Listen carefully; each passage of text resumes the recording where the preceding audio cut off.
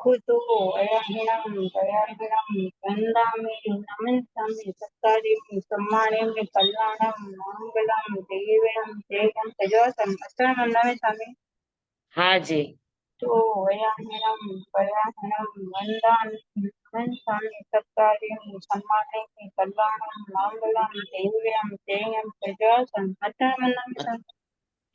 हाँ जी। कुतो अयहिणं कहू स्वामी सत्कार्यं सम्मानयामि कल्याणं मङ्गलं देवं तेजं प्रज्वलतं अष्टमं नमामि स्वामी स्वामी हाँ जी। हाँ भव्यांशी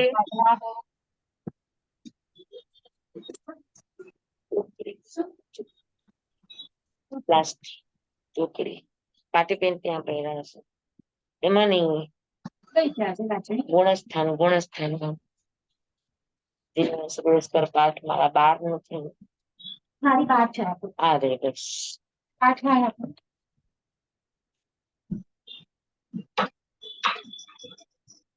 ચાલો ગુણસ્થાન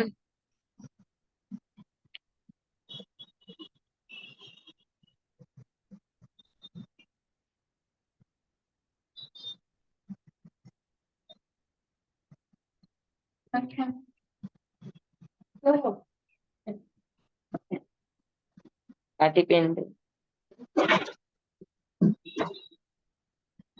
ચાલો આપણે ક્યાં સુધી થયું છે 18મો ઉપયોગ આવ્યો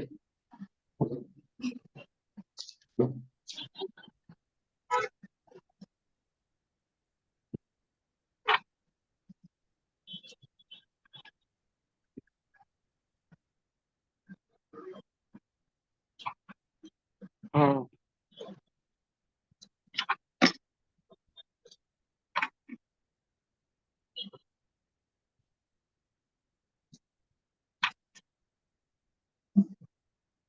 અ 11મો ઉપયોગ કેટલા ગુણસ્થાન વાળા હોય બરાબર ને મતિ જ્ઞાન શ્રુત જ્ઞાન અને અવધિ જ્ઞાન મતિ જ્ઞાન શ્રુત જ્ઞાન અને અવધિ જ્ઞાન સ્વામી આ અવાજ નથી ત્રણ આવતો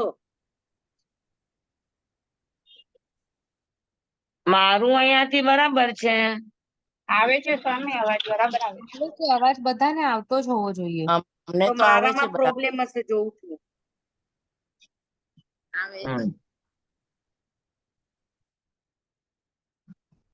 આપણે ઉપયોગ શીખી ગયા છે મતિ જ્ઞાન કોને કહેવાય શ્રુત જ્ઞાન કોને કહેવાય અવધિ જ્ઞાન કોને કહેવાય વગેરે તો હવે આપણે એમાં ગુણસ્થાન જોવાનું છે તો મતિ જ્ઞાન શ્રુત જ્ઞાન અને અવધિ જ્ઞાન એમાં ગુણસ્થાન 12મા ગુણસ્થાન સુધી મતિ જ્ઞાન શ્રુત જ્ઞાન અવધિ જ્ઞાન હોય બરાબર પણ એની અંદર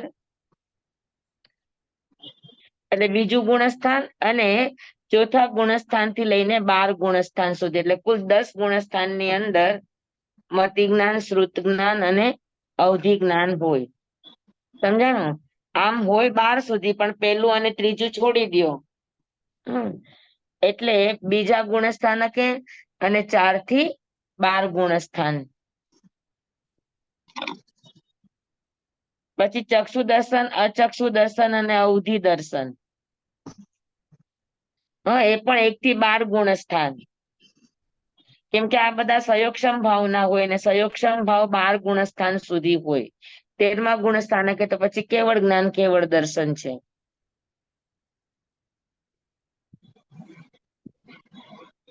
પછી મતિ અજ્ઞાન શ્રુત અજ્ઞાન અને વિભંગ જ્ઞાન એને માટે પહેલું ગુણસ્થાન અને ત્રીજું ગુણસ્થાન મન પર્યોગ જ્ઞાન માટે 6 થી 12 ગુણસ્થાન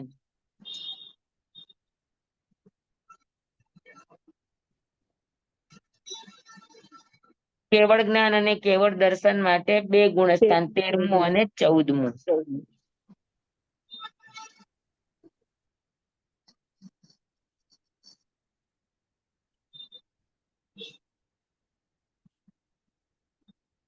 એક 2 મિનિટ આવો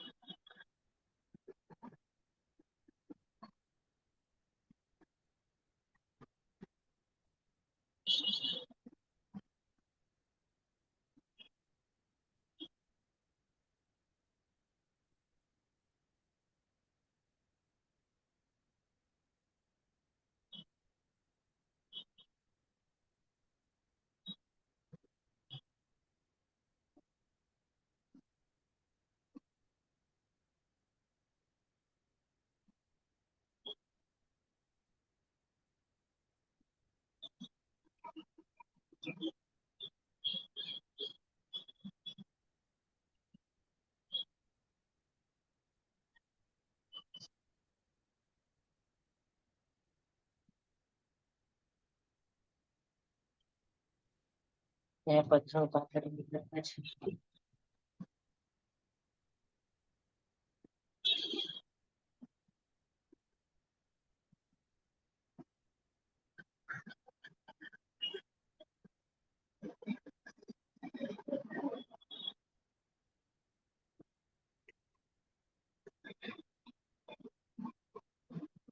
હાજી, તો મતિ જ્ઞાન, શ્રુત જ્ઞાન અને અવધિ જ્ઞાન, આ 3 જ્ઞાન, પછી મતિ અજ્ઞાન, શ્રુત અજ્ઞાન અને વિભંગ જ્ઞાન, ચક્ષુ દર્શન, અચક્ષુ દર્શન, અવધિ દર્શન અને મન પર્યોગ જ્ઞાન, 12 ઉપયોગમાંથી 10 ઉપયોગ સંયોગ સંભાવના છે. અને સંયોગ સંભાવ વધુમાં વધુ 12 ગુણસ્થાન સુધી હોય. બરાબર. પણ જ્ઞાનની વાત આવી, જ્ઞાનની વાત તો સમ્યક દ્રષ્ટિ હોય ત્યાં જ હોય, એટલે બીજું ગુણસ્થાન અને ચોથાથી 12 ગુણસ્થાન સુધી મતિ જ્ઞાન, શ્રુત જ્ઞાન, અવધિ જ્ઞાન, ચક્ષુ દર્શન, અચક્ષુ દર્શન, અવધિ દર્શન. હા, તો આ બધા જ ગુણસ્થાન અને આ બધા જ ઉપયોગ બીજું ગુણસ્થાન અને 4 થી 12 ગુણસ્થાન એટલે કુલ 10 ગુણસ્થાનની અંદર આ બધા ઉપયોગ હોય. ચક્ષુ દર્શન, અચક્ષુ દર્શન અને અવધિ દર્શન પણ, જોકે ચક્ષુ દર્શન તો 1 થી 12 ગુણસ્થાન સુધી, અચક્ષુ દર્શન પણ 1 થી 12 ગુણસ્થાન સુધી, અવધિ દર્શન પણ 1 થી 12 ગુણસ્થાન સુધી ને, હા એ પણ 1 થી 12 ગુણસ્થાન સુધી. મન પર્યોગ જ્ઞાન છે એ 6થા ગુણસ્થાન સાધુને જોઈએ એટલે 6 થી 12 ગુણસ્થાન સુધી. કેવળ જ્ઞાન કેવળ દર્શન 13મું અને 14મું 2 ગુણસ્થાન સુધી. સમજાઈ ગયા બધાને બરાબર? જી સ્વામી. હા, તો હવે ઉલટું કયો, પેલા ગુણસ્થાનકે કેટલા ઉપયોગ હોય? પેલા ગુણસ્થાનકે હોય તો કેટલા ઉપયોગ હોય? 6 હા, 6 ઉપયોગ. પેલા ગુણસ્થાનકે હોય તો 6 ઉપયોગ, 3 અજ્ઞાન અને 3 3 જ્ઞાન. દર્શન. 3 દર્શન. જ્ઞાન ન હોય પેલા ગુણસ્થાનમાં. હા, દર્શન. હા, પેલા ગુણસ્થાનકે હોય તો 3 જ્ઞાન અને 3 અજ્ઞાન અને 3 દર્શન. બરાબર. ત્રીજા ગુણસ્થાનકે હોય તો પણ 3 અજ્ઞાન અને 3 દર્શન. બીજા ગુણસ્થાનકે અજ્ઞાન નીકળી જાય. હા, તો કયા હોય? 3 જ્ઞાન અને 3 દર્શન. હા, 3 જ્ઞાન ને 3 દર્શન. 3 દર્શન. બીજા ગુણસ્થાનની અંદર 3 જ્ઞાન અને 3 દર્શન. 3 દર્શન. હા, બીજા ગુણસ્થાનની અંદર 3 જ્ઞાન અને 3 દર્શન.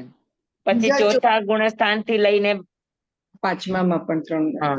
ચોથા ગુણસ્થાન અને 5મા ગુણસ્થાનની અંદર પણ 3 જ્ઞાન અને 3 દર્શન. હા, છઠ્ઠા ગુણસ્થાન થી લઈને 12 ગુણસ્થાન સુધી 4 જ્ઞાન ને 3 દર્શન. 4 જ્ઞાન અને 4 દર્શન. 4 જ્ઞાન અને 3 દર્શન. 13મા અને 14મા ની અંદર કેવળ જ્ઞાન કેવળ 2 જ્ઞાન 2 દર્શન. કેવળ જ્ઞાન અને કેવળ દર્શન. 1 જ્ઞાન અને 1 1 દર્શન. જ્ઞાન અને 1 દર્શન. હા, બરાબર. અને સિદ્ધ ભગવાન ની અંદર કેવળ જ્ઞાન કેવળ દર્શન. જ્ઞાન કેવળ દર્શન. હા, 2 જ, કેવળ જ્ઞાન અને કેવળ દર્શન, 2 ઉપયોગ હોય. બરાબર. હવે નીચેની લેસ્યા કેટલા ગુણસ્થાનમાં લાગે? આ ઉપયોગ બેસી ગયા ને બધાને? હા સ્વામી. હા, મતિ જ્ઞાન 13મા ગુણસ્થાનકે કેમ ન હોય? કેવળ મન જ્ઞાન થયા પર્યજ્ઞાન 13મા ગુણસ્થાનકે કેમ ન હોય? કારણ કે કેવળ જ્ઞાન સમાઈ જાય. સમાઈ તો જાય એમાં જ. મન પર્યજ્ઞાન, મતિ જ્ઞાન, શ્રુત જ્ઞાન, અવધિ જ્ઞાન, મન પર્યજ્ઞાન, મતિ અજ્ઞાન, શ્રુત અજ્ઞાન, આ બધા જ ઉપયોગ છદ્મસ્થના છે, અને છદ્મસ્થ એટલે સંયોગક્ષમ ભાવના છે. એટલે એ તમને 13મા 14મા ગુણસ્થાનમાં ન મળે. 13મું 14મું ગુણસ્થાન ક્ષાયિક ભાવનું છે. શેનું છે? ક્ષાયિક ભાવનું છે. હવે લેસ્યા કૃષ્ણ, નીલ અને હાજી સ્વામી, 10મા ગુણસ્થાને આમ આપણે ખાલી સાકાર ઉપયોગ જ કહીએ ને?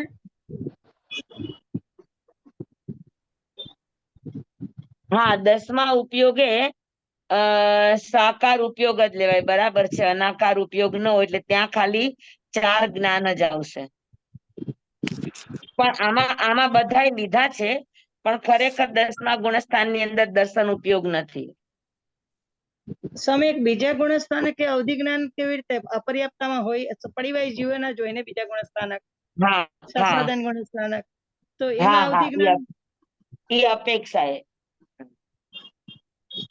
કેમ એવી રીતે એક્સપ્લેન કોને છે? એટલે નારકી અને દેવતા છે, ચોથા ગુણસ્થાનમાં છે, અને ચોથા ગુણસ્થાનમાંથી પેલા ગુણસ્થાનમાં આવી રહ્યા છે. હવે નારકી દેવતાને તો જન્મથી જ અવધિ જ્ઞાન છે, સમ્યક દ્રષ્ટિ હોય તો. સમ્યક દ્રષ્ટિમાંથી મિથ્યા દ્રષ્ટિ તરફ જઈ રહ્યા છે અને બીજું ગુણસ્થાન છે તો ત્યાં એને અવધિ જ્ઞાન હોય. સમજાણું? એટલે અપર્યાપ્ત અવસ્થામાં. અપર્યાપ્ત અવસ્થામાં પછી એને અવધિ અજ્ઞાન થઈ જાય એટલે વિભંગ જ્ઞાન થઈ જાય. હા, પછી વિભંગ જ્ઞાન થઈ જાય. બરાબર છે. સહજથી. હાજી. હવે કૃષ્ણ લેશિયા, નીલ લેશિયા અને કાપોત લેશિયા આ 3 લેશિયામાં 1 થી 6 ગુણસ્થાન. તેજો અને પદ્મ લેશિયા 1 થી 7 ગુણસ્થાન.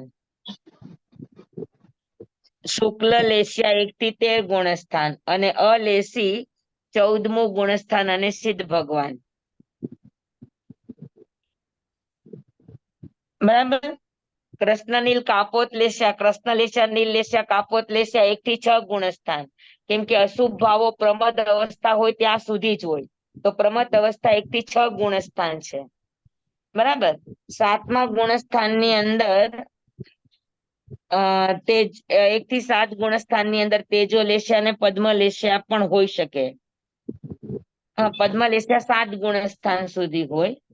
શુક્લ લેશિયા 1 થી 13 ગુણસ્થાન સુધી અને અલેશી 14મું ગુણસ્થાન અને સિદ્ધ ભગવાન. એટલે 8મા ગુણસ્થાન થી ઉપર શુક્લ લેશિયા જ હોય. હા, એનો અર્થ એ છે કે કૃષ્ણ લેશિયા હોય તો ક્યાં સુધી હોય? 1 થી 6 ગુણસ્થાન. નીલ લેશિયા હોય તો 1 થી 6 ગુણસ્થાન. કાપોત લેશિયા હોય તો 1 થી 6 ગુણસ્થાન. તેજો લેશિયા હોય તો 1 થી 7 ગુણસ્થાન. પદ્મ લેશિયા હોય તો 1 થી 7 ગુણસ્થાન. શુક્લ લેશિયા હોય તો 1 થી 13 ગુણસ્થાન અને અલેશી હોય તો 14મું ગુણસ્થાન અને સિદ્ધ ભગવાન. હા, હવે કયો પેલા ગુણસ્થાનકે કેટલી લેશિયા હોય? 1 થી 6. 1 થી તો 6. કે 6 લેશિયા હોય. હા, 1 થી 6 ગુણસ્થાન સુધી 6 લેશિયા. 7મા ગુણસ્થાનમાં 1 થી 7 માં પદ્મ 3 લેશિયા 3 લેશિયા શુભ. તેજો પદ્મ અને શુક્લ લેશિયા. છેલ્લી 3. કૃષ્ણ નીલ કાપોત 1 થી 6. તો આપણે પેલા ગુણસ્થાનકે લઈએ તો 1 થી 6 ગુણસ્થાન સુધીની અંદર 6 લેશિયા હોય. 7મા ગુણસ્થાનની અંદર છેલ્લી 3. કૃષ્ણ નીલ કાપોત ન હોય.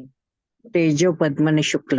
હા, 7મા ગુણસ્થાનકે તેજો પદ્મ અને શુક્લ લેશિયા હોય અને 8મા ગુણસ્થાન થી લઈને 13મા ગુણસ્થાન સુધી 1 શુક્લ લેશિયા. શુક્લ લેશિયા. હા, 14મા અને 14મા ગુણસ્થાનની અંદર અલેશિયા. બેસી ગયું? હા જી, જી સ્વામી. હા. હા, બધા હોશિયાર થઈ ગયા છો તમે લોકો બધા. પણ બધાને સમજાય છે ને? આમાં જવાબ આપી દે 1 ના 2 જણા, પણ બાકી બધા ન સમજાય તો પૂછજો. હા,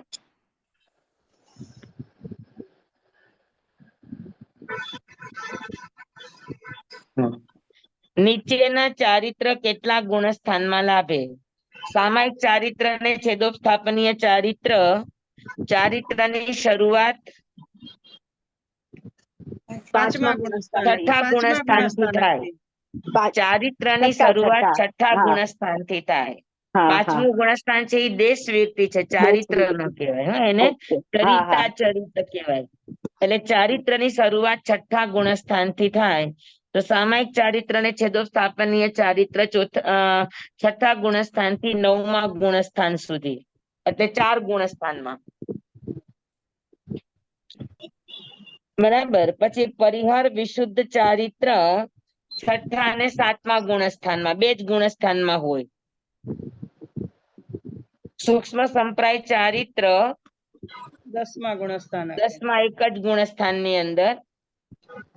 યથાખ્યાત ચારિત્ર 11 થી 14 ગુણસ્થાન સુધી અને દેશ સામાયિક એટલે શ્રાવકનું 5મું ગુણસ્થાન. સમજાય કે બધાને? તો પેલા ગુણસ્થાનમાં ચારિત્ર કેટલા? કે નહીં? તો કે એક થી ચાર ગુણસ્થાન સુધી ચારિત્ર નથી. પાંચમા ગુણસ્થાનકે દેશ સામાયિક. હા, છઠ્ઠા ગુણસ્થાનકે સામાયિક ચારિત્ર, છેદોસ્થાપનીય ચારિત્ર, પરિહાર વિશુદ્ધ ચારિત્ર અને બસ. સામાયિક ચારિત્ર. હા, સામાયિક, છેદોસ્થાપનીય અને પરિહાર વિશુદ્ધ ચારિત્ર. આ હા, છઠ્ઠા ગુણસ્થાન થી લઈને સાતમા ગુણસ્થાન, એટલે છઠ્ઠા અને સાતમા ગુણસ્થાન ની અંદર 3 ચારિત્ર: સામાયિક ચારિત્ર, છેદોસ્થાપનીય ચારિત્ર અને પરિહાર વિશુદ્ધ ચારિત્ર. આઠમા અને નવમા ગુણસ્થાનક ની અંદર સામાયિક ચારિત્ર અને છેદોસ્થાપનીય ચારિત્ર. પરિહાર વિશુદ્ધ ચારિત્ર ન હોય. બરાબર. 10મા ગુણસ્થાન ની અંદર એક સૂક્ષ્મ સંપ્રાય ચારિત્ર અને 11 ગુણસ્થાન થી લઈને 14 ગુણસ્થાન સુધી એક ચારિત્ર, યથાખ્યાત ચારિત્ર. બેસી ગયું બધાને? સ્વામી, યથાર્થ ચારિત્ર વાળો પડીવાય કેવી રીતે થાય? આપણે કહીએ ને 11મા ગુણસ્થાનકેથી પડીવાય થાય. થાય ને, કેમ ન થાય? યથાખ્યાત ચારિત્ર વાળો ઉપસમ ચારિત્ર છે, તો પડીવાય થાય કે ન થાય? તો પડીવાય થઈને પછી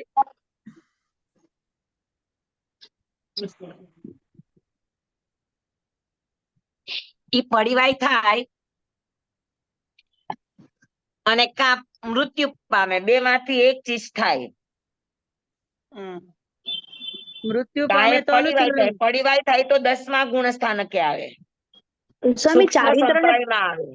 સ્વામી ચારિત્ર અને પડીવાય ને કઈ લેવા દેવા નથી ને, એ તો શ્રેણી થી લેવા દેવા છે ને, કે કઈ શ્રેણી માંડી છે. એવું એનાથી નહીં, લેવા દેવા. ગુણસ્થાન થી જેમ નીચે પડીવાય થાય તો હા એનું ચારિત્ર બદલાઈ જાય ને. જેમ હા કે એ યથાખ્યાત ચારિત્ર 11મા ગુણસ્થાનકે હોય હા અને ત્યાંથી પડીવાય થઈને 10મા ગુણસ્થાનકે આવે, તો 10મા ગુણસ્થાનકે યથાખ્યાત ચારિત્ર નથી, ત્યાં હા સૂક્ષ્મ સંપ્રાય ચારિત્ર હોય. ઓકે. પછી 10મા ગુણસ્થાન થી 9મા ગુણસ્થાનમાં આવે તો ત્યાં સૂક્ષ્મ સંપ્રાય કે યથાખ્યાત બે માંથી કોઈ ચારિત્ર નથી.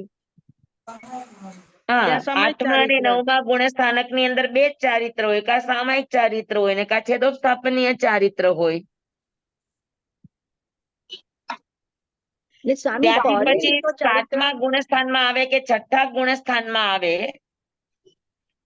તો સ્વામી સામાયિક ચારિત્ર પણ હોઈ શકે, પરિહાર છેદોસ્થાપનીય વિશેષણ. ચારિત્ર પણ હોઈ શકે ને પરિહાર વિશુદ્ધ પરિહાર ચારિત્ર વિશેષણ. પણ હોઈ શકે.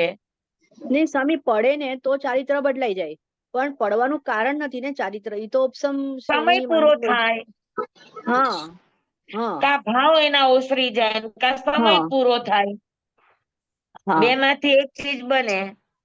તો સ્વામી પાછો ચડે કે ના? 11મા ગુણસ્થાનકે પડીવાય ન કહેવાય. 11મા ગુણસ્થાનકે સમય પૂરો થાય તો 10મે આવે ને કા સમય હોય ત્યાં મૃત્યુ પામે, બે જ પરિસ્થિતિ હોય. અને સ્વામી પડીવાય થાય તો પાછો ચડે નહીં ભાવમાં? ઈ ભાવમાં ચડે, 2 વાર ચડી શકે, બસ. ચડી શકે. એક વાર ચડ્યો તો બીજી વાર ચડી શકે ખરો, અચ્છા, ઓકે. પણ ચડે તો એ 11માં જ જાય, પછી 12મે ન જાય. એક વાર જેને ઉપસમ શ્રેણીમાં પગ મૂક્યો એ જ હા ભવની અંદર સપક શ્રેણી ન માંડી શકે. હા, માંડ્યો છો. સપક શ્રેણી માંડવા માટે એને બીજો પાછો ભવ લેવો જ પડે. હા. હા, સમજાઈ ગયા ચારિત્ર બધાને બરાબર? એટલે સ્વામી, એટલે પડીવાય થયેલો જીવ એ જ ભાવમાં સપક શ્રેણી ના માંડી શકે. હા હા હા. હમ. શ્રેણીથી પડીવાય થયેલો હોય તો, હા. બાકી છઠ્ઠા સાતમા ગુણસ્થાન થી પડીવાય થયો હોય તો વળી પાછો ચડીને ઉપર જઈ શકે. 11 શ્રેણી થી પડીવાય થયો તો 11મા ગુણસ્થાન. શ્રેણીથી પડીવાય થયો હોય ને તો એ જીવનો. Okay okay okay. બેસી ગયું બધાને બરાબર? જે છે. હા, હવે સંકિતના કેટલા ગુણસ્થાન? બરાબર, તો સંકિત સાસ્વાદન સંકિત, સાસ્વાદન સંકિત નું એક બીજું ગુણસ્થાન. હા 4 થી બરાબર, સંયોગક્ષમ ગુણસ્થાન નું 4 થી 7. હમ ઉપસમ નું 4 થી 11, શાયક નું 4 થી 14 અને વેદક સમ્યક્ત નું 4 થી 7. વેદક સમ્યક્ત કોને કહેવાય કે સંયોગક્ષમ સંકિત માંથી ઉપસમ સંકિત માં આવે અથવા સંયોગક્ષમ સંકિત માંથી સહાયક સંકિત માં આવે ત્યારે સંયોગક્ષમ સંકિત નો છેલ્લો સમય એને વેદક સમ્યક્ત્વ કહેવાય. કે ત્યાર પછી હવે સંયોગક્ષમ સંકિત નથી, કાંઈ ઉપસમ સંકિત પામશે, કાંઈક સહાયક સંકિત જશે, તો ઈ સંકિતને છેલ્લા સમયના વેદનને વેદક સમ્યક્ત્વ કહેવામાં આવે. ફરીવાર વેદક સમ્યક્ત્વ 4 થી 7 ગુણસ્થાન સુધી હોય, કારણ કે સંયોગક્ષમ 4 થી 7 સુધી છે. તો જ્યારે પણ સંયોગક્ષમ વેદક સમ્યક્ત્વ નો અર્થ છે સંયોગક્ષમ સંકિતનો છેલ્લો સમય, ત્યાર પછી એ કા ઉપસમ સંકિતમાં જશે અને કા સહાયક સંકિતમાં જશે. તો સહાયક સંકિત સંયોગક્ષમ માંથી સહાયક સંકિત કે ઉપસમ સંકિતમાં જતા પહેલાનો સંયોગક્ષમ સંકિતનો છેલ્લા સમયનું વેદન એને વેદક સમ્યક્ત્વ કહે છે.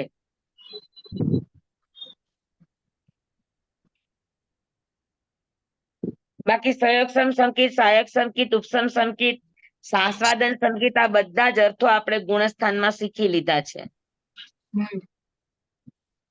હા, સમજાઈ ગયું બધાને? પેલા ગુણસ્થાનકે કેટલા સંકિત? એક પણ નહીં. હા, બીજા ગુણસ્થાનકે સાસ્વાદન એક સાસ્વાદન, ત્રીજા ગુણસ્થાનકે એક કે નહીં. એક પણ નહીં, ચોથા ગુણસ્થાનકે ચાર સાસ્વાદન બીજે જ હોય. ચાર ચોથા ગુણસ્થાનકે ઉપસમ, કયા સંયોગક્ષમ, કયા વેદક સંકિત અને હોઈ શકે? શાયિક. સંયોગક્ષમ, ઉપસમ, શાયિક અથવા વેદક. વેદક. હા, 4 સંકિત હોઈ શકે. સંયોગક્ષમ સંકિત હોઈ શકે, ઉપસમ સંકિત હોઈ શકે, સહાયક સંકિત હોઈ શકે ને વેદક સમ્યક્ત હોઈ વેદક શકે. સંકિત. પાંચમા ગુણસ્થાનકે પણ સેમ, છઠ્ઠા ગુણસ્થાનકે પણ સેમ, સાતમા ગુણસ્થાનકે પણ સેમ. સેમ. ઉપસમ, સંયોગક્ષમ, સહાયક અને વેદક. વેદક. બરાબર. આઠમા ગુણસ્થાનકે 2 ઉપસમ અને શાયિક. આઠમા ગુણસ્થાન થી લઈને 10મા 11. ગુણસ્થાન સુધી 2. ઉપસમ 11 સમ્યક્ત પણ હોઈ શકે અને સહાયક સંકિત પણ હોઈ શકે. 11મા ગુણસ્થાનમાં એક ઉપસમ સંકિત અને સહાયક સંકિત બે હોઈ શકે. પણ 12મા ગુણસ્થાન થી લઈને 14મા ગુણસ્થાન સુધી એક સહાયક સંકિત જ હોય. 11મા ગુણસ્થાનકે 2 હોઈ શકે, સહાયક પણ હોઈ શકે અને ઉપસમ પણ હોઈ શકે. સમજાણું બરાબર? હાજી સ્વામી.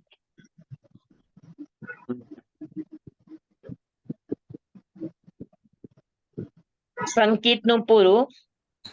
પછી હવે આવે છે દંડક. હા, 24 દંડક. હવે દેવના 13 દંડક છે. 10 ભવનપતિ, 1 વાણિયંતર, 1 જ્યોતિષી અને 1 વૈમાનિક. બરાબર. તો આ 13 દંડક ની અંદર કેટલા ગુણસ્થાન? 1 થી 4. હા, નારકીના 1 દંડકમાં ગુણસ્થાન 1 થી 4. પછી સ્થાવરના 5 દંડક ની અંદર એક પેલું ગુણસ્થાન. વિકલેન્દ્રિયની અંદર પહેલું અને બીજું 2 ગુણસ્થાન. તિર્યંશ પંચેન્દ્રિયની અંદર 1 થી 5 ગુણસ્થાન અને મનુષ્યના દંડક ની અંદર 1 થી 14 ગુણસ્થાન. બરાબર. આ ગતિ પ્રમાણે છે. એટલે દંડક. પછી નીચે જણાવેલ જીવાયોની વાળા ગુણસ્થાન કેટલા? હવે તમને ખબર છે કે એકેન્દ્રિયની અંદર કેટલા ગુણસ્થાન? પહેલું ગુણસ્થાન. તો કે પહેલું ગુણસ્થાન છે. તો એકેન્દ્રિય એટલે 5 સ્થાવર. હવે 5 સ્થાવર ની કેટલી જીવાયોની થાય? 7 લાખ પૃથ્વીકાય, 7 લાખ અપકાય, 7 લાખ દેવકાય, 7 લાખ વાયુકાય. 10 લાખ પ્રત્યેક વનસ્પતિકા એટલે 14 લાખ સાધારણ વનસ્પતિકા. 52 લાખ. કુલ 52 કેટલી લાખ. થઈ? 52 લાખ. 52 લાખ. 52 તો લાખ. 52 લાખ જીવાયોની અંદર એક પહેલું ગુણસ્થાન, પછી 2 લાખ 2 ઇન્દ્રિય, 2 લાખ 3 ઇન્દ્રિય, 2 લાખ ચૌરેન્દ્રિય. તો આ 6 લાખ ની અંદર પહેલું અને બીજું ગુણસ્થાન, બરાબર. પછી 4 લાખ નારકી, 4 લાખ દેવતા. આ 8 લાખ ની અંદર 1 થી 4 ગુણસ્થાન. તિર્યંચ પંચેન્દ્રિયના 4 લાખ, એની અંદર 1 થી 5 ગુણસ્થાન, બરાબર.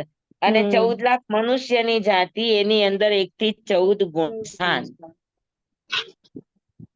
સમજાઈ ગયું બરાબર? મૂળ વાત એક સમજાય જાય તો પ્રશ્ન ગમે ત્યાંથી ગમે તેવો હોય, જવાબ આવડે કે ન આવડે કયો?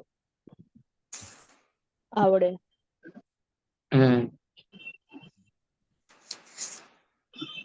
સમજાઈ ગયું જીવાયોની નું બધાને? જી. જી સ્વામી. હા, વેરી ગુડ. હવે નીચેનું આતૃ કેટલા ગુણસ્થાનમાં લાભે? આતૃ એટલે કેટલા ગુણસ્થાન પછી પાછું આવે, એને આતૃ કહેવાય. તો 1 થી 11 ગુણસ્થાનકમાં જગન્ય અંત મુહૂર્ત નું આતૃ અને ઉત્કૃષ્ટ અનંત કાળ. શું કામ? તો કે પડીવાય થવાની અપેક્ષાએ 11મા ગુણસ્થાન સુધી ચડ્યા ને પછી પડીવાય થયા, તો ફરી પાછું અનંત કાળે આવે. તો 1 થી 11 ગુણસ્થાનકમાં જગન્ય આતૃ અંત મુહૂર્તનું, અંત મુહૂર્તમાં ફરી પાછું એક ગુણસ્થાન આવી શકે, અને ઉત્કૃષ્ટ હોય તો અનંત કાળ. એટલે અનંતકાળ આપણે એ અપેક્ષા લેવાનું કે નિગોદમાં જાય એ જીવ તો અનંતકાળ. અનંતકાળ કઈ અપેક્ષા એ? એટલે અનંતકાળ એટલે આપણે અર્ધપૂતગલ પરાવર્તન કાળ કહીએ કે નહીં? હા. તો અર્ધપૂતગલ પરાવર્તન કાળ એટલે અનંતો કાળ.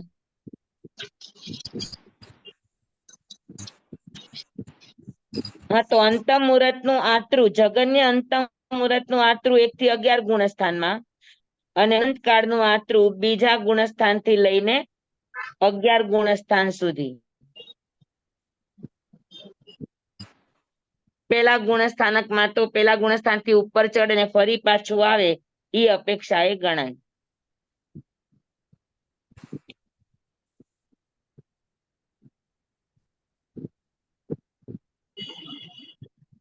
બરાબર. હવે નીચેના ધ્યાન કેટલા ગુણસ્થાનમાં લાભે? આર્ત ધ્યાન 1 થી 6 ગુણસ્થાન, પ્રમાદ ભાવ છે. રૌદ્ર ધ્યાન 1 થી 5 ગુણસ્થાન, સાધુમાં રૌદ્ર ધ્યાન ન હોય એટલે 1 થી 5 ગુણસ્થાન. ધર્મ ધ્યાન 4 થી 7 ગુણસ્થાન, અને શુક્લ ધ્યાન 8 થી 14 ગુણસ્થાન. બરાબર. તો 1 થી પહેલા, બીજા અને ત્રીજા ગુણસ્થાનની અંદર, પહેલા, બીજા, ત્રીજા, ચોથા, હા, અને 5મા ગુણસ્થાન સુધી, ના સોરી, હા, 1 થી 4 ગુણસ્થાન, 1 થી 3 ગુણસ્થાન, પહેલા, બીજા અને ત્રીજા ગુણસ્થાન. તો પહેલા, બીજા અને ત્રીજા ગુણસ્થાનની અંદર આર્ત ધ્યાન અને રૌદ્ર ધ્યાન. પહેલા, બીજા અને ત્રીજામાં. હા, ચોથા ગુણસ્થાનની અંદર આર્ત ધ્યાન, રૌદ્ર ધ્યાન અને ધર્મ ધ્યાન. 5મા ગુણસ્થાનની અંદર પણ આર્ત ધ્યાન, રૌદ્ર ધ્યાન અને ધર્મ ધ્યાન. 6થા ગુણસ્થાનકની અંદર આર્ત ધ્યાન અને ધર્મ ધ્યાન. 7મા ગુણસ્થાનકની અંદર ખાલી ધર્મ ધ્યાન, અને 8મા ગુણસ્થાન થી લઈને 14મા ગુણસ્થાન સુધી શુક્લ ધ્યાન. સમજાણું બધાને? ફરીથી પહેલા ગુણસ્થાનમાં, બીજા ગુણસ્થાન અને ત્રીજા ગુણસ્થાન, 1 થી 3 ગુણસ્થાનની અંદર આર્ત ધ્યાન અને રૌદ્ર ધ્યાન, 2 ધ્યાન જ હોય. ચોથા ગુણસ્થાનકની અંદર આર્ત ધ્યાન, રૌદ્ર ધ્યાન અને ધર્મ ધ્યાન. ધર્મ ધ્યાન ચોથા ગુણસ્થાન થી શરૂ થાય એટલે પહેલું,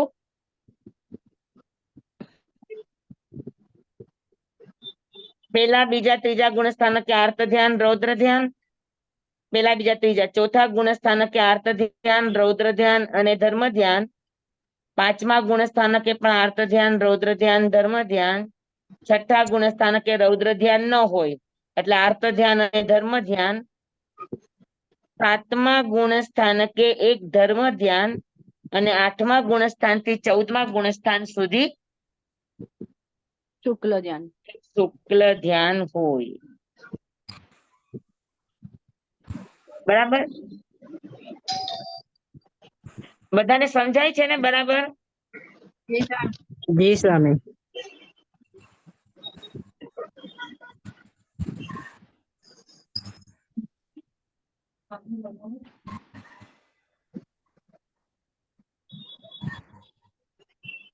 હવે નીચેની સ્પર્શના વાળા ગુણસ્થાન કેટલા? 14 રાજલોકની સ્પર્શના કરે એવા કયા કયા ગુણસ્થાન? એક તો 13મું ગુણસ્થાન, તો કે પેલું અને 13મું. 13મું, પેલું ને 13મું. પેલા ગુણસ્થાનકે આ 14 રાજલોકને સ્પર્શે, કેમ કે પેલા ગુણસ્થાન વાળા 14 રાજલોકમાં મળે સ્થાવર જીવની અપેક્ષાએ. અને 13મું ગુણસ્થાન કેવડી સમુદ્ગાત કરે ત્યારે 14 રાજલોકને સ્પર્શે એટલે 13મું ગુણસ્થાન. એટલે પેલું ગુણસ્થાન અને 13મું ગુણસ્થાન એ આખા લોકને 14 રાજલોકને સ્પર્શે. પછી અધોલોક વિજય થી લઈને 12મા દેવલોક સુધી,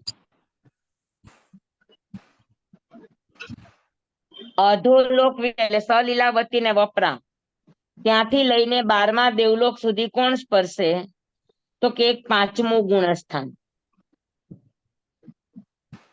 હા, તિર્યક શ્રાવકની અપેક્ષાએ અથવા તો શ્રાવકની અપેક્ષાએ પણ હોય. ત્યાં સમય ત્યાં તો કેવલી પણ હોય ને, ક્યાં સલીલાવતીની આગળ? જાય તે સલીલાવતીની અધોલોકમાં જાય તો એ વિજય તો ત્યાં કેવલી પણ હોય ને. પણ 12મું દેવલોક કીધું છે ને, એટલે ત્યાં મનુષ્યનો ન આવે, ખાલી તિર્યંચ કે તિર્યંચ આપણે મનુષ્યના 3 ભેદ લઈએ છીએ ને આપણે ત્યાં. આ પણ શ્રાવક 12 ગુણસ્થાન સુધી હોય ને. હા, શ્રાવક મનુષ્ય શ્રાવક, તિર્યંચ શ્રાવક કઈ રીતે હોય તમને ખબર છે? સમજી લો કે 5મા ગુણસ્થાનમાં છે, સમજી લ્યો હા કે જી. કોઈ 5મા ગુણસ્થાન વાળા શ્રાવક છે, બરાબર.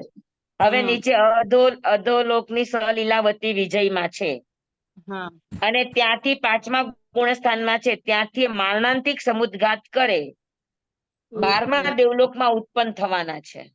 હમ. તો એનો સમુદ્ઘાત થશે તો કેટલા ક્ષેત્રને સ્પર્શશે ઈ? અચ્છા, 12મા દેવલોક થી અધોલોક એટલે સલીલાવતી સુધીના. સમજાણું તમને? હા જી. હા હા છે 5મું ગુણસ્થાન. હા અધોલોકમાં સલીલાવતી વિજયમાં ઈ શ્રાવક છે. પછી તિર્યક શ્રાવક હોય કે મનુષ્ય શ્રાવક, પણ શ્રાવકની ગતિ 12 દેવલોક સુધીની છે, બરાબર ને? તો તિર્યંચ ને 8 ની કહીએ છીએ ને આપણે. આ તિર્યંચની 8ની છે, મનુષ્યની 12ની છે. તો હા જી. કોઈ અધોલોકમાં સલીલાવતીની અંદર એ કોઈ શ્રાવક છે, મારણાંતિક સમુદ્ઘાત કર્યો ને 12મા દેવલોકમાં ઉત્પન્ન થવાના છે, તો મારણાંતિક સમુદ્ઘાતની સ્પર્શના કેટલી થશે? તો કે અધોલોકની વિજયથી માંડીને 12 દેવલોક 12મા સુધી દેવલોક મારણાંતિક સમુદ્ઘાત કરીને જશે કે નહીં જાય? જી જી જી. અને જી. ગુણસ્થાન 5મું છે શ્રાવકનું, હા જી. એની અપેક્ષાએ. સમજાણું બરાબર? જી. પછી લોકનો અસંખ્યાત્મો ભાગ, ત્રીજા ગુણસ્થાન થી લઈને ત્રીજું ગુણસ્થાન અને 7મા ગુણસ્થાન થી લઈને 12મું ગુણસ્થાન અને 14મું ગુણસ્થાન, એ લોકનો અસંખ્યાત્મો ભાગ. શું કામ?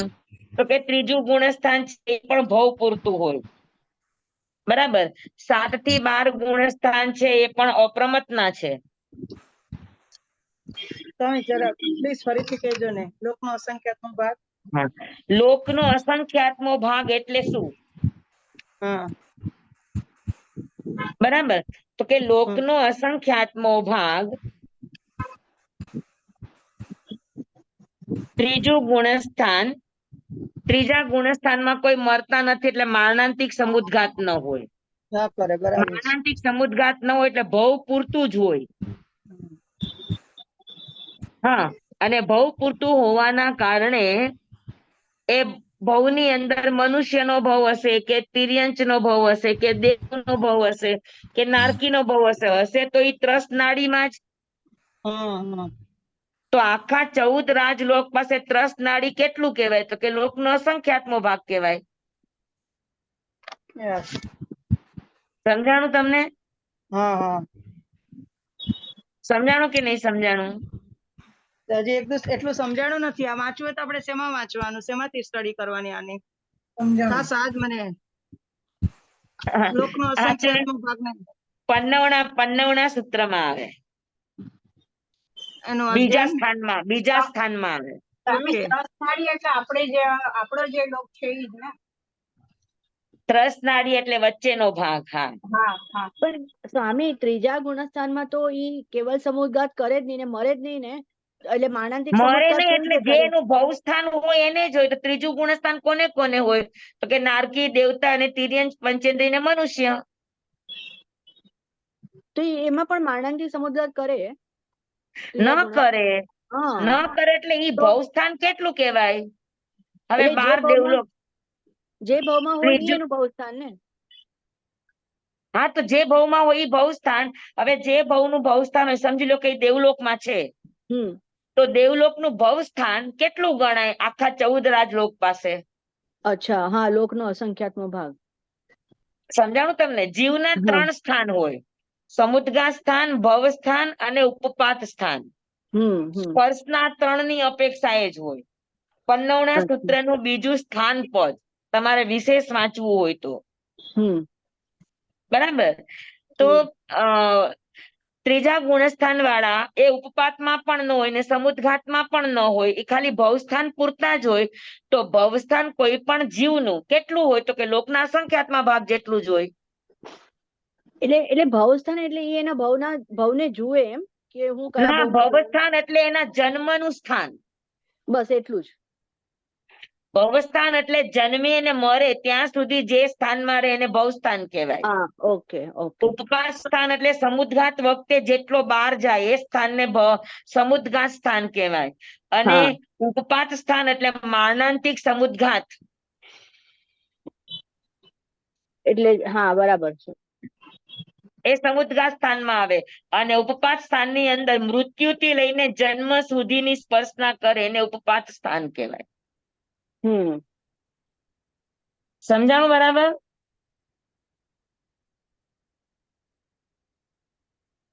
અને 7મા ગુણસ્થાનથી લઈને 12મા ગુણસ્થાન.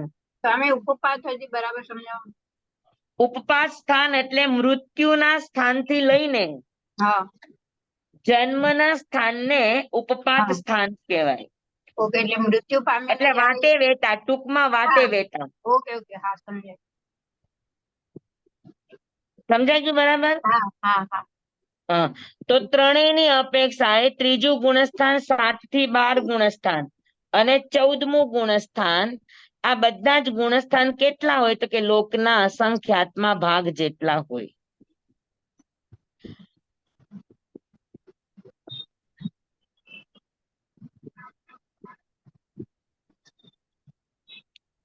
હા, તમે એકવાર અનુત્તર ગુણસ્થાનક પરિવાર કહેજો તો. ગુણસ્થાનક પરિવાર બોલો તો. લોકના અસંખ્યાતમાં ભાગના ત્રીજું. લોકના અસંખ્યાતમાં ભાગની અંદર ત્રીજું ગુણસ્થાન 1 જી. અને 7 થી 12 ગુણસ્થાન 7 થી 12. ઓકે. અને 14મું ગુણસ્થાન.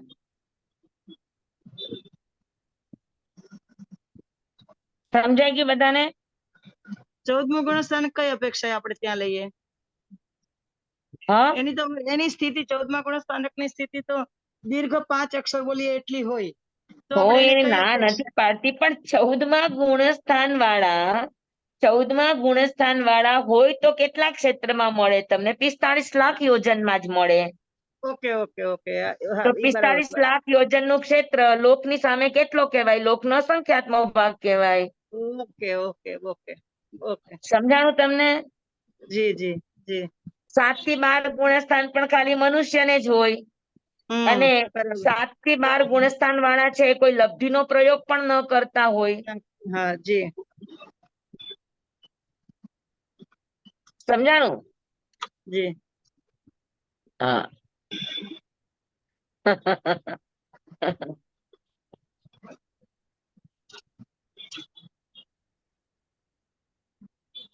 અનુત્તર વિમાનવાસી અનુત્તર વિમાનથી અધો વિજય. અનુત્તર વિમાનથી અધો વિજય સુધી પહેલું એક જ ગુણસ્થાન, ચોથું.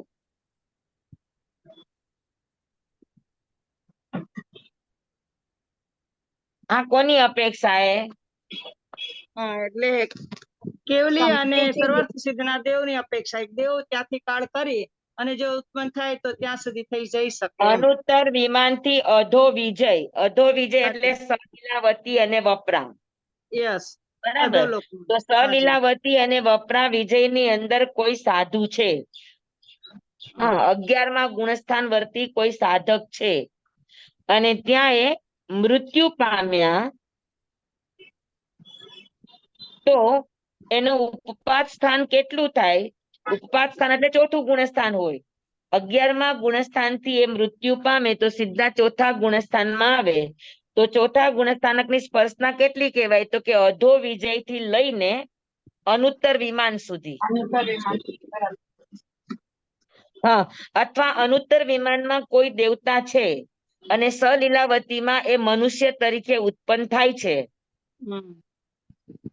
હા, તો મારણાંતિક સમુદ્ઘાત અથવા તો ઉપપાત ના સમયે એ અનુત્તર વિમાનથી લઈને વપરા વિજય કે સલીલાવતી વિજય સુધી એ મારણાંતિક સમુદ્ઘાત પણ કરી શકે અને ઉપપાત સ્થાન તરીકે પણ વાટે વેતા પણ એ એટલા ક્ષેત્રને સ્પર્શે.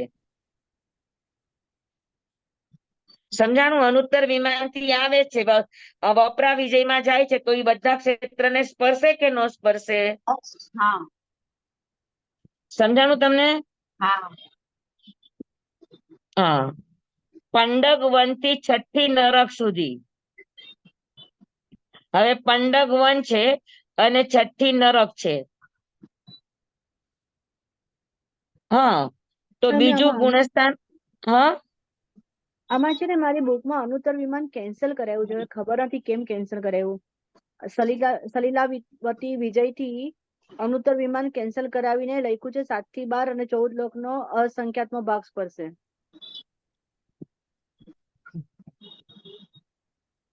ના પણ બરાબર છે. આ કે ચોથા ગુણસ્થાનની અપેક્ષાએ અનુત્તર વિમાનવાસી દેવ ચોથા ગુણસ્થાનમાં છે. બરાબર.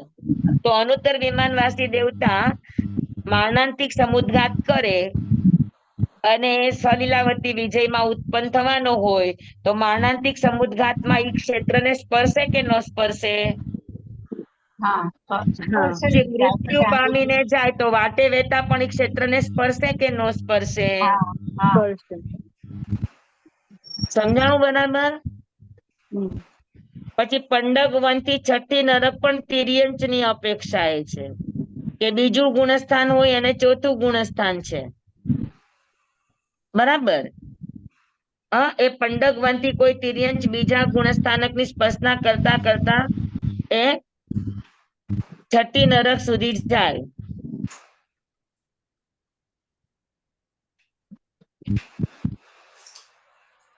અને ચોથા નરક થી પણ ચોથા નરક એટલે ચોથા ગુણસ્થાન વાળો હોય તો પંડગ વન થી છઠ્ઠી નરક સુધી જાય. આ તિર્યંચ ની અપેક્ષા એ છે કે પંડગ વનની વાવડીમાં કોઈ તિર્યંચ પંચેન્દ્રિય છે અને મૃત્યુ પામીને છઠ્ઠી નરકમાં જાય છે.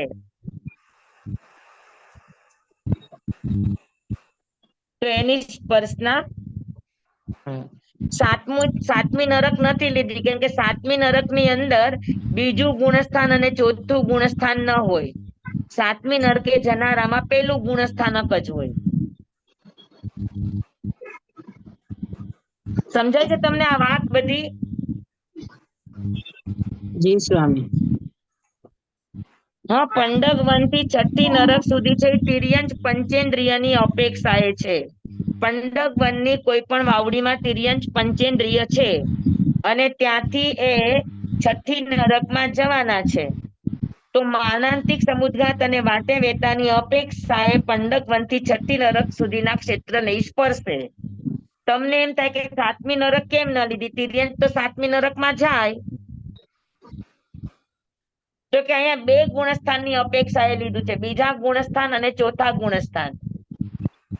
હા, તો બીજા ગુણસ્થાન વર્તી કે ચોથા ગુણસ્થાન વર્તી તિર્યંચ છે અને છઠ્ઠી નરકમાં ઉત્પન્ન થાય, તો આ રીતે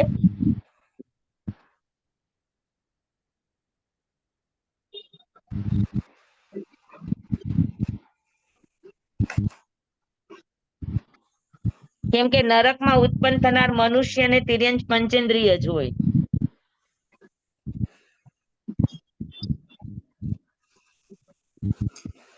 હવે અધોલોક વિજયથી નવ ગ્રહવયક, એટલે સલીલાવતી વિજયથી નવમા ગ્રહવયકમાં જનારા કોણ હોય? તો કે કા બીજા ગુણસ્થાન વાળા અને કા છઠ્ઠા ગુણસ્થાન વાળા, એટલે સાધુ જ હોય. નવ ગ્રહવયકની અંદર ઉત્પન્ન થનારા સાધુ એટલે મનુષ્ય જ હોય. તો અધોલોક વિજયથી એ નવ ગ્રહવયકમાં ઉત્પન્ન થાય, તો ત્યાં વાટે વેતા એની પાસે બીજું ગુણસ્થાન હોય અથવા તો એની પાસે છઠ્ઠું ગુણસ્થાન હોય પ્રમત્ત સંયતિ. તો ત્યાંથી એ આયુષ્ય પૂરું કરી અને નવ ગ્રહવયક સુધી ઉત્પન્ન થઈ શકે. તો વાટે વેતા અને ઉપવાસ સ્થાનની અપેક્ષાએ અધોલોક વિજયથી નવ ગ્રહવયક સુધીના ક્ષેત્રને સ્પર્શે.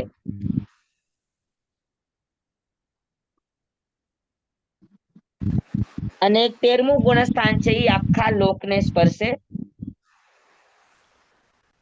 એક જ ગુણસ્થાન એવું છે કે જે આખા લોકને સ્પર્શે. કેવળ સમુદ્ઘાતની અપેક્ષા. હા, એટલે સમજાણું, આમાં ગુણસ્થાન લીધા છે, જીવ નહીં લેવાના. પેલું ગુણસ્થાન છે એ 14 રાજલોકને સ્પર્શે, બરાબર. પછી બીજું ગુણસ્થાન છે એ પંડક વનથી છઠ્ઠી નરક સુધી, બરાબર. અથવા તો અધોલોક વિજયથી નવ ગ્રહવયક સુધી. સમજાણું?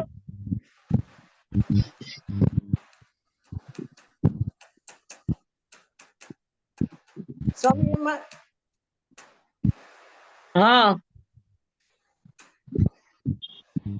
સ્વામી એમાં બોલો. ચોથા તો એમ આપ્યું છે અધોગ્રામ વિજય થી 12 દેવલોક જ સ્પર્શે અને પંડક વનથી છઠ્ઠી નરક સુધી સ્પર્શે.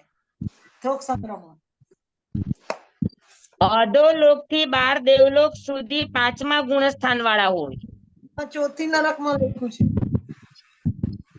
હા, ચોથી નરકમાં ચોથા ગુણસ્થાનમાં લખ્યું છે અધોગ્રામ વિજય થી 12મા દેવલોક સુધી સ્પર્શે.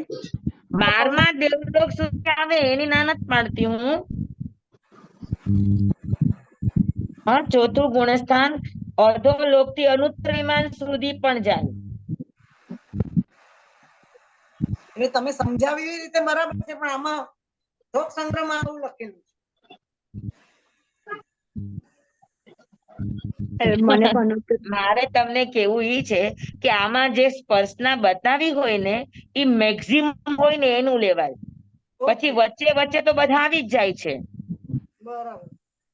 સમજાણું? આપણે અહીંયા ગુણસ્થાનની અપેક્ષાએ સ્પર્શના લે છે. તમે આ વાત બરાબર યાદ રાખો કે ગુણસ્થાનની અપેક્ષાએ, તમે કોણ ક્યાંથી જાય છે એવું નહીં, આપણે ગુણસ્થાનની અપેક્ષાએ સ્પર્શના બેસાડવી છે. તો પેલું ગુણસ્થાન કેટલા ક્ષેત્રને સ્પર્શે? તો કે પેલું ગુણસ્થાન છે એ 14 રાજલોકને સ્પર્શે. 14 રાજલોકને. બરાબર છે કે નહીં? બરાબર. બરાબર. પછી બીજું ગુણસ્થાન છે એ કેટલાને સ્પર્શે? તો કે ગુણસ્થાન છે એ પંડક વનથી લઈને 6 નરક સુધીના ક્ષેત્રને સ્પર્શે. એની અંદર બધું જ આવી જાય. પછી મનુષ્ય હોય તોય આવી જાય ને તિર્યંચ હોય તોય આવી જાય. પણ મેક્સિમમ ક્ષેત્ર બીજા ગુણસ્થાન માટે આટલું આવે. સ્વામી બુકમાં નીચે લખેલું છે ચોથા ગુણસ્થાનની સ્પર્શના અનુત્તર વિમાનથી મનુષ્યની અપેક્ષાએ બતાવી છે. પણ ચોથું હું તમને બીજું કહું છું, તમે લોકો આડું અવડું બહુ પૂછો છો. હું જે કહું છું એ નથી સાંભળતા. હું તમને ગુણસ્થાનની અપેક્ષાએ એક એક ગુણસ્થાન લેવડાવું છું, તો તમે વચ્ચે વચ્ચે વચ્ચે વચ્ચે બીજી ત્રીજી વાતો કાઢો છો. તો તમારા મગજમાં જાય ક્યાંથી? તમે સમજાવું છું એ સમજતા નથી ને આગળ આગળ નું વાંચો છો.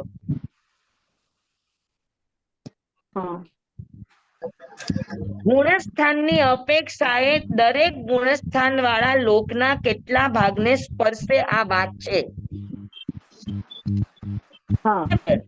તો પેલા ગુણસ્થાન વાળા લોકના કેટલા ભાગને સ્પર્શે? તો કે 14 રાજ લોકને સ્પર્શે. હા, બરાબર. બરાબર છે. હવે 14 રાજ લોકમાં પોતાનું ભવસ્થાન પણ આવી જાય, ઉપવાસ સ્થાન પણ આવી જાય અને વાટે વેતા પણ એટલે સમુદ્ગાત સ્થાન પણ આવી જાય. મારણાંતિક સમુદ્ગાત કરે તો પણ એ 14 રાજ લોકને સ્પર્શે કોઈ પણ ઠેકાણે. પછી હવે પ્રશ્ન છે કે બીજું ગુણસ્થાન કેટલા લોકના કેટલા ભાગને સ્પર્શે?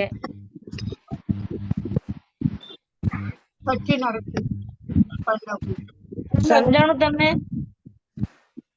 અને અધોગ્રામ વિજયથી નવગ્રહ. બીજું ગુણસ્થાન કેટલી જગ્યાને સ્પર્શી શકે? તો કે બીજા ગુણસ્થાન વાળો પંડગ વનથી લઈને 6ઠી નરક સુધીના ક્ષેત્રને સ્પર્શી શકે.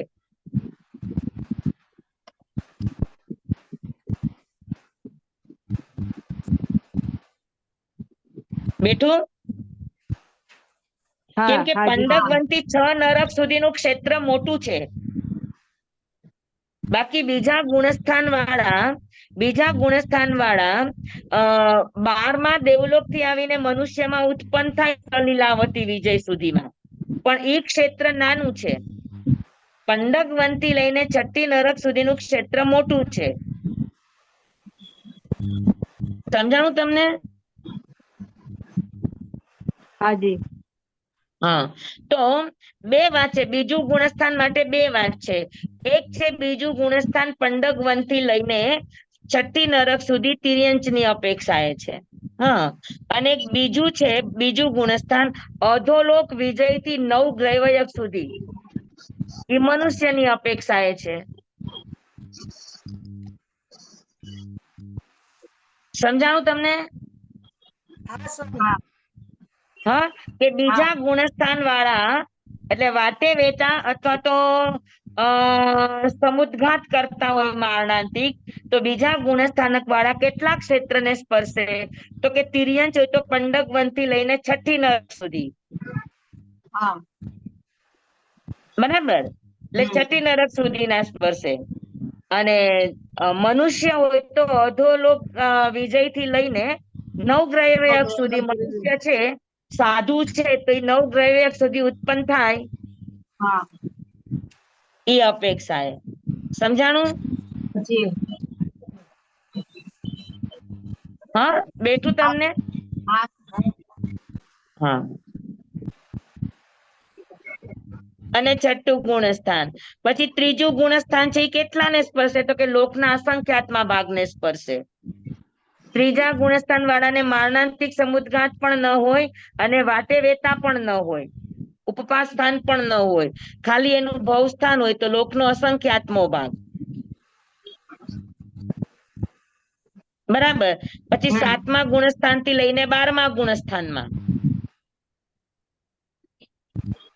તો લોકનો અસંખ્યાતમો ભાગ. એટલે ચોથા ગુણસ્થાન વાળા છે, સમજી લે આપણે કે ચોથા ગુણસ્થાન વાળા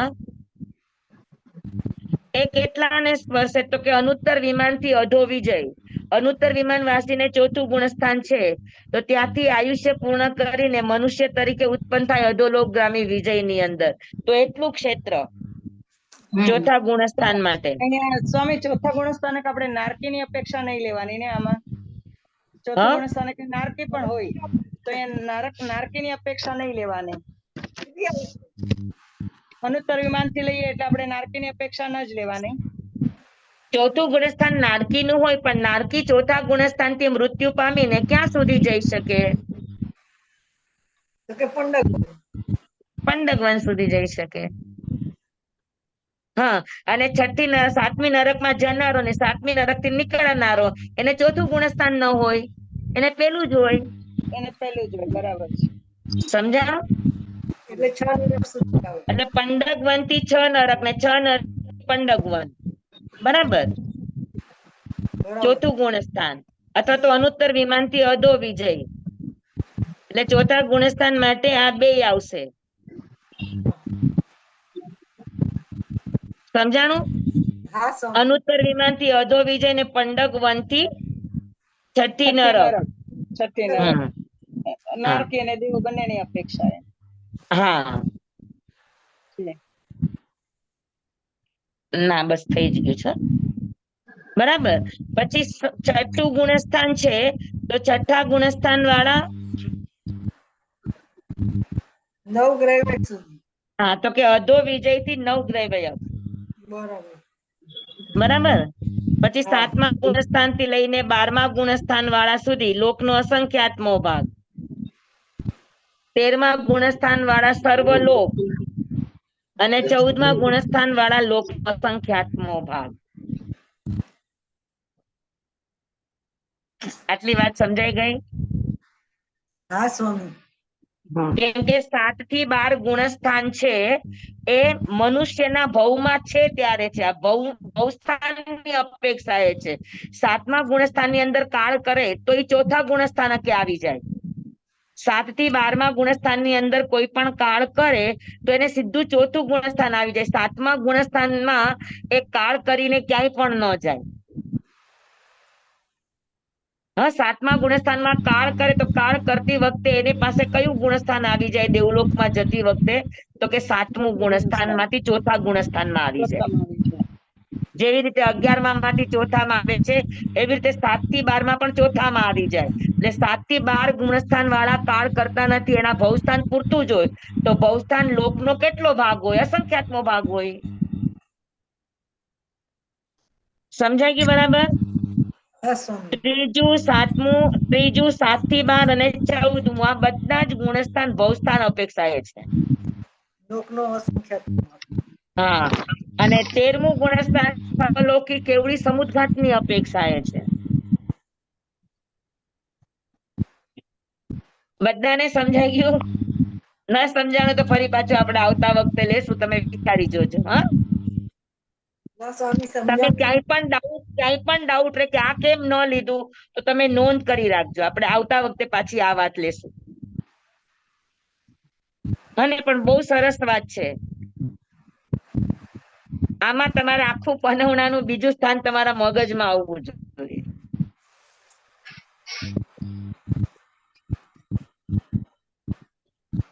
જી, આજે સ્વામી તમને ઘણી તકલીફ પડી, અમને ના મગજમાં ના, ઘુસાડવા મને તકલીફ નહીં. સ્વામી મારો મિચ્છામી કહેવાનો એ દુક્કડમ. અર્થ હતો કે તમે આગળનું વાંચો છો, પણ તમે એ નથી જોતા કે કયા ગુણસ્થાનની અપેક્ષા કઈ અપેક્ષા છે. આમાં ખાસ સમજવાનું હોય અપેક્ષા. સ્પર્શના 3 રીતે થાય. ભવસ્થાનની અપેક્ષા એ સ્પર્શના ગણવાની હોય, સમુદ્ઘાતની સ્થાનની અપેક્ષા એ અને ઉપપાસ સ્થાનની અપેક્ષા એ. જે સૌથી મેક્સિમમ સ્પર્શના હોય ને એ ગણવામાં આવે. બરાબર છે. તો પેલું જી. ગુણસ્થાન, બીજું ગુણસ્થાન અને ચોથું ગુણસ્થાન હમ.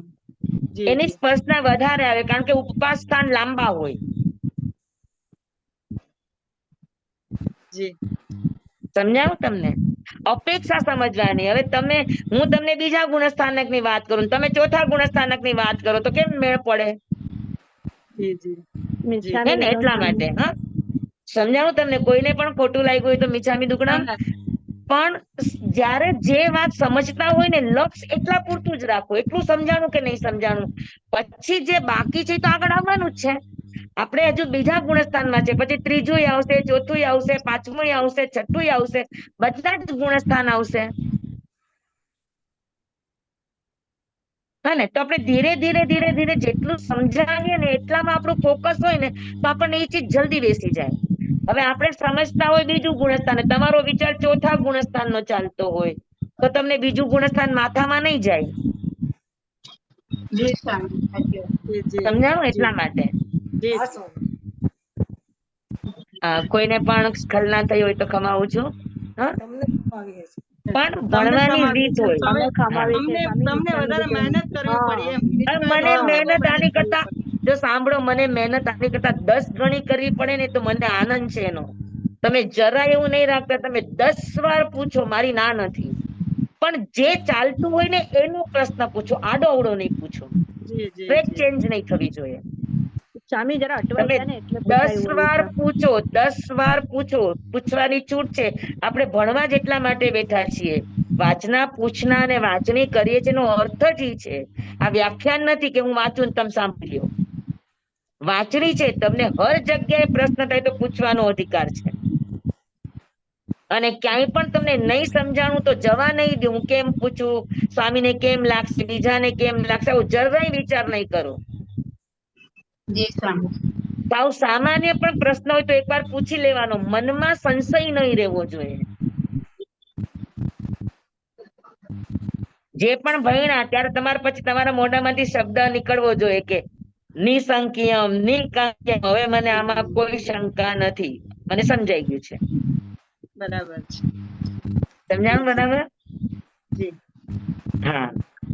હવે ફરી પાછું આને વિચારજો. ફરી પાછું નેક્સ્ટ ટાઈમ આપણે ફરીથી લેશું બધા જ ગુણસ્થાન. એકવાર ફરીથી સમજવાના. 1 થી 14 ગુણસ્થાન લોકના કેટલા ભાગને સ્પર્શે? પ્રશ્ન આ છે. જી. હા, સમજ્યા?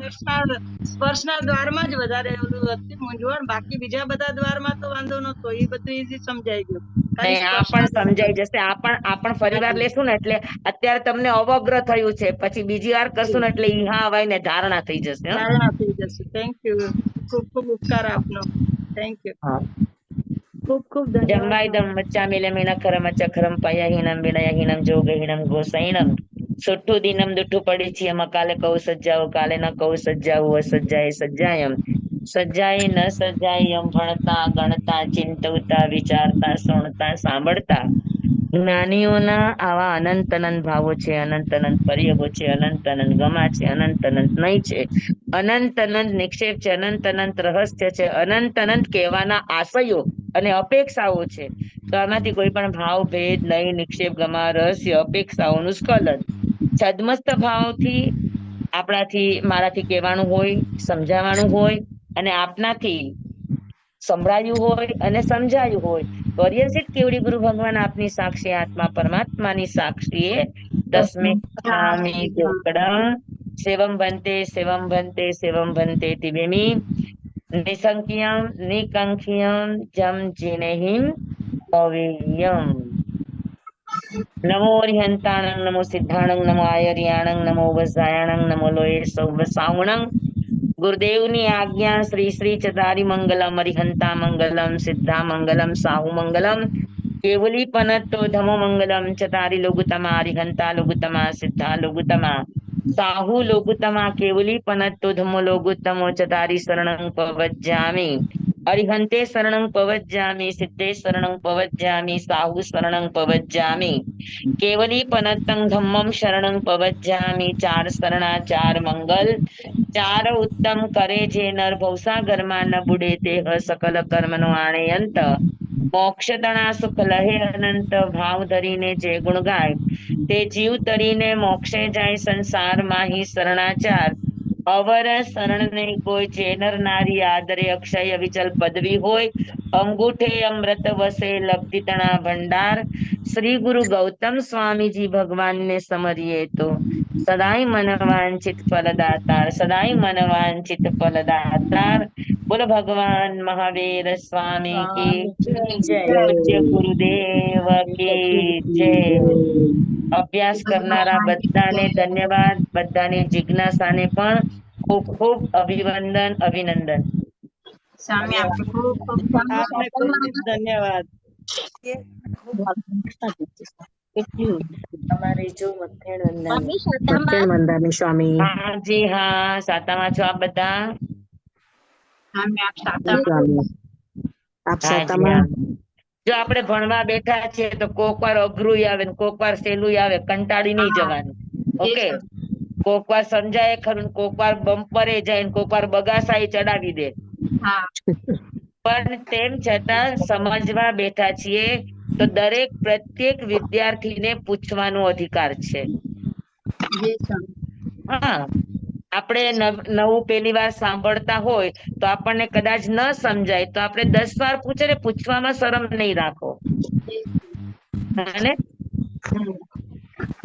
હા, અને ક્યાંક તમારો પ્રશ્ન ગોટાળે હશે તો હું પાછી થોડીક ચાવી કચીશ. હા, ભલે. બધાને જય શ્રી કૃષ્ણ. હાજી, હાજી, હા. તમે જ્યારે કોલેજની વાત ભણતા હો તો પછી મને પણ એમ થાય ને કે તમારું સ્ટાન્ડર્ડ હોય એ પ્રમાણે વાત કરીએ. કેમ કે ગુણસ્થાન છે એ કોલેજની વાત છે, એકડિયા બગડિયાની વાત નથી. હવે હા, તમે કોલેજની અંદર ભણતા હો ને તમે એમ પૂછો કે હવે અમને કક્કો શીખડાવો, તો જરાક સુધાભાઈ લાલ આંખ કરવી પડે ને. બરાબર છે. સરસ સ્વામી. Thank you. ખૂબ ખૂબ આભાર આપનો. Thank you. હા, છતાં પણ એકડિયા બગડિયા વાળા ગુણસ્થાન શીખવા બેઠા છે તો એને ખૂબ ખૂબ ધન્યવાદ. અને એને ન સમજાય તો એને એકડિયા બગડિયા અને કક્કાઈ પૂછવાની છૂટ છે. આગળના હા, વિડીયો જોઈ લેશું પેલા પછી. હા, ન સમજાય તો પૂછો, પણ જી પ્રશ્ન જે ચાલતું હોય એમાં પૂછો, બરાબર ને? જી